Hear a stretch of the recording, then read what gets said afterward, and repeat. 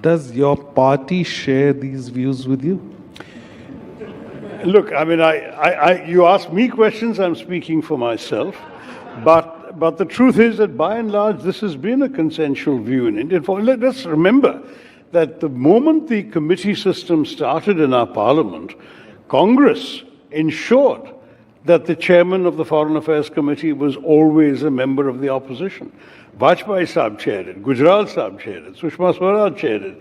The committee has traditionally been a place where we had an opportunity to demonstrate our national consensus, and the Congress stood up for that. The Congress often made it a point of pride to send opposition MPs on delegations to the UN.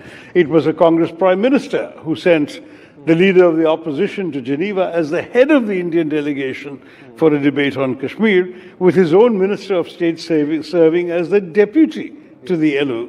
So, I mean, to the LOP. And therefore, to my mind, this is a tradition that we should all value and cherish. And when some things come up, our political differences can be held in abeyance.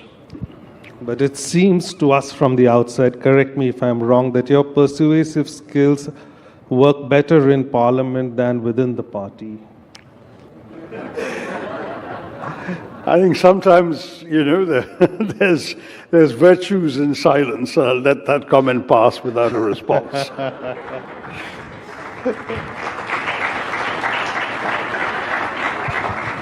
My late boss at the UN, Kofi Annan, he used to spout lots and lots of profound wisdom at me over the years. But one of his lines I haven't forgotten is, remember, Shashi, there are no silly questions. There are only silly answers. So anyone can ask you anything. You don't have to reply. I mean, I used to be on Fox News and the BBC Hard Talk and so on all the time for the UN. So one just has to know what not to say. I'll try to live up to that.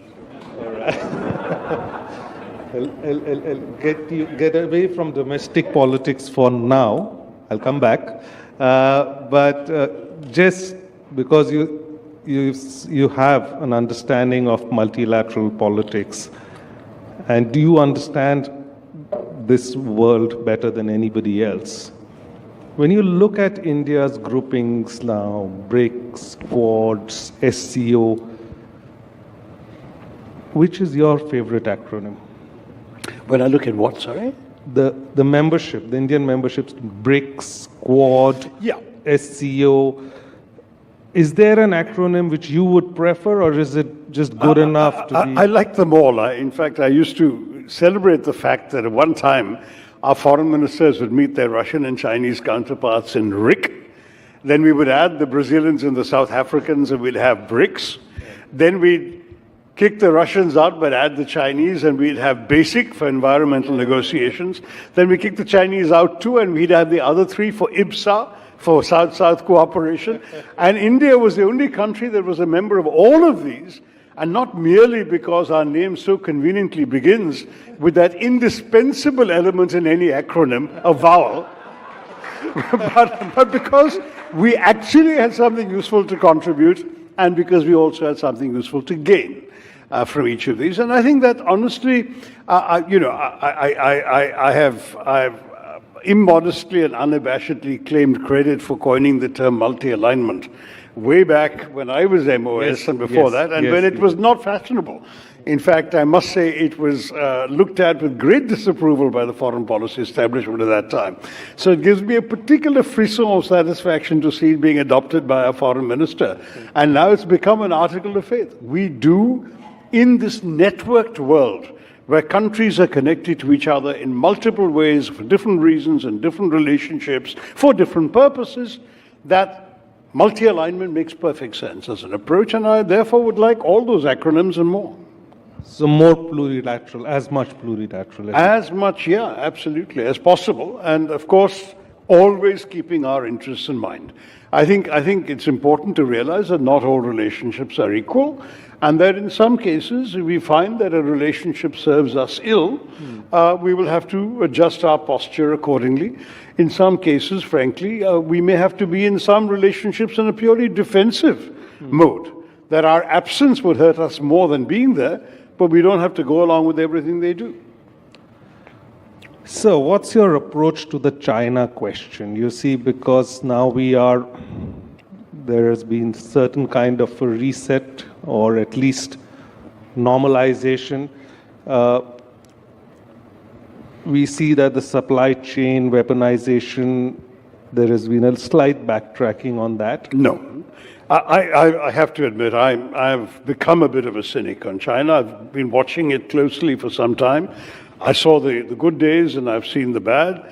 I think China has a very, very clear negative strategic orientation towards India for a multiple set of reasons, which we don't need to worry about too much.